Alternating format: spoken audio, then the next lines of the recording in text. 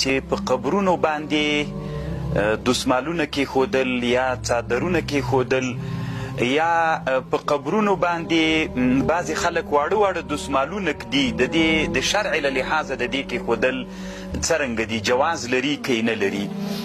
نو محترمو ورونو د دغه ورور په جواب کې به ووایم چې علما وایي په قبرونو باندې داسې شی کېښودل چې هغه خوړل کېږي نه، مثلا څادر پې باندې کېږدي یا دسمال پې باندې کېږدي یا یو بل داسې شی پې باندې کېږدي چې هغه شمع وي هلته یې کېږدي، نو علما وایي دا اسراف ده، جواز نه لري. الله عز وجل قرآن کې وایي ولا تسرفو، تاسې اسراف مه کوئ، دا شرعا ناجایز ده. یو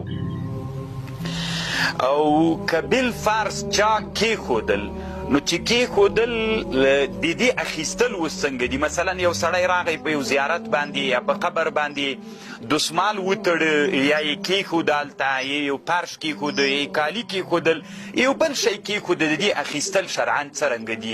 راخیستل یې چاته، یو خو کېښودل سول چې هغه خو جایز نه ول، اسراف ده. یو دا ده چې راخیستل یې څنګه دي د شرعي په لحاظ باندې؟ راخیستل یې علما وایي دغه سړي له ملکه نه ده وتلې، ځکه دغه اجازه دا نه ده چې ته دا شی واخله، نو دا د لقطې حکم لري.